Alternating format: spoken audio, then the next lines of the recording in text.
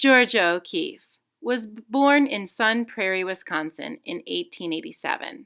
She made a lot of large-scale flowers, trees, and leaves that used distortion and were inspired by her summer vacations to New Mexico. Although she's most known for her paintings of flowers, her paintings of the stark landscapes of the Southwest show how important the area was to her. Painting bones may not be the most exciting subject, but to Georgia, they were beautiful. To me, they are as beautiful as anything I know, Georgia O'Keeffe said of the sun-bleached bones and skulls she found in the desert. To me, they are strangely more living than the animals walking around. The bones seem to cut sharply to the center of something that is keenly alive on the desert, even though it's vast and empty and untouchable, and knows no kindness with all its beauty. Now, as we get started making our own model magic inspired by Georgia O'Keeffe, I want you to start out by painting in your background. When you grab your blues and your whites or whatever color you want for your background, it's totally up to you. Maybe you were inspired by other colors that she used in her paintings. Use that double dip technique method for your paints as you place paint onto the tag board.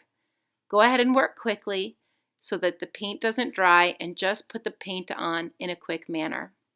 When you're done, grab some black, make some lines that might cause a little bit of interest, visual interest into your background.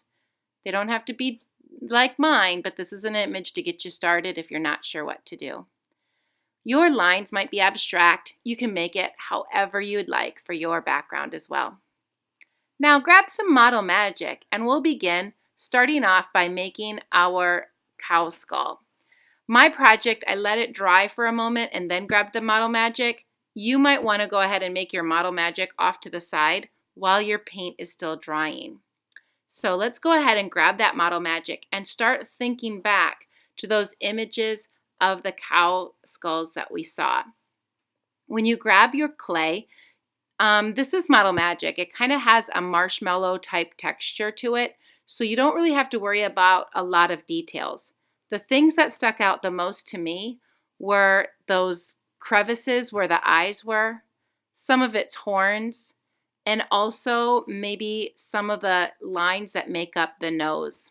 Okay, if you make a mistake, I just wanted to mention and to show you, you can easily start back over again with model magic.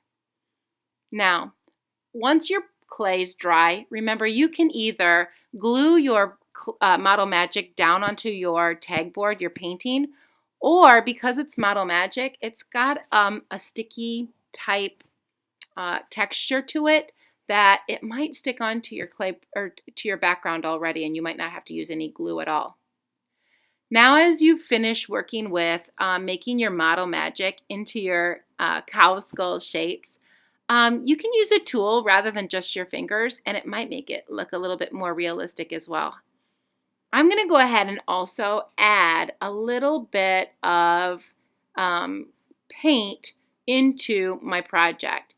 I noticed that when I was looking at the skulls, the jagged lines that might be into the rocks of the background might be kind of also nice to use that repetition of jaggedness into my model magic. So I'm just taking some paint. I noticed that it was a little bit darker than what I wanted, so I'm also going to add some white on top of it just so that the colors aren't so dark, but it still looks like a skull that has a little bit of texture to it. So I wanted to lighten it up a little bit with some white.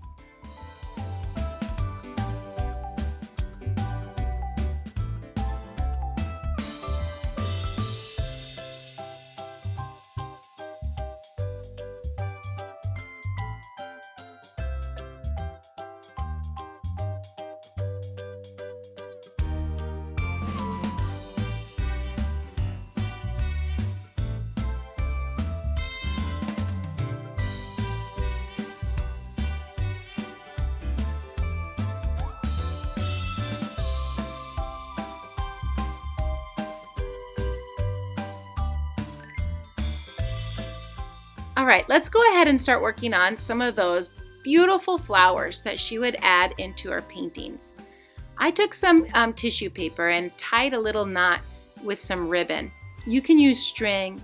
You could possibly even use a rubber band, whatever works best for you. And the cool thing about this is I did an accordion fold. Forwards, backwards, forwards, backwards. Some of you have done this probably when you're making paper fans to stay cool.